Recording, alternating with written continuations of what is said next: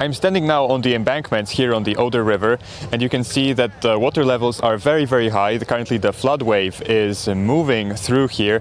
You can see that, some of the area behind the embankment is already flooded. There are trees underwater, some small buildings under there. The river is covering a huge amount of land here, and that's why the local residents are mobilizing.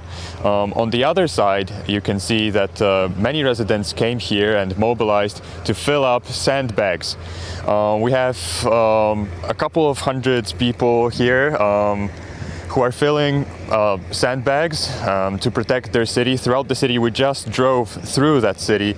You can see that the situation is taken very seriously by the locals. There are many sandbags all around the city, so really the residents have been bracing for the high flood water to reach their city for a few days now. Now we see a sort of culmination of these preparations as the flood wave has already arrived.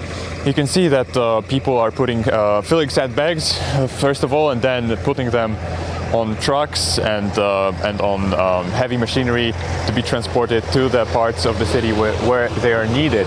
We also saw many military here on the ground. They are helping other services, helicopters surrounding this area, of course, to monitor the situation.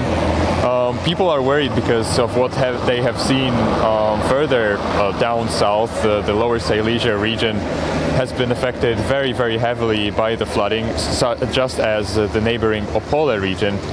And that's why everyone is taking this situation very, very seriously to prevent another flooding. This city has experienced flooding heavily back in 1997, and that's why the local residents are taking the threat very, very seriously.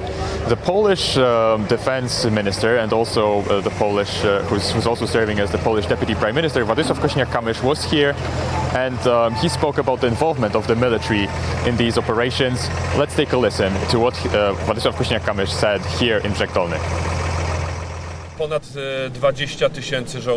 Right now, there are over 20,000 soldiers taking part in flood-related operations. A large number of them are now involved in cleaning up houses, apartments and public buildings. Today, this is the most labor-intensive part of the operation. It was also a huge logistical undertaking to move these many soldiers in such a short time. So for the now, it looks like the city is relatively safe, although we saw that there is only about 1 meter to go until the top of the embankments. There's also a layer of sandbags, which is about 1 meter high. So definitely, if the water levels rise, there is a threat of a bit of flooding. Of course, the embankments sometimes can get very wet, and they can be also unstable. So, very, very difficult situation. But of course, the locals are taking the threat very, very seriously.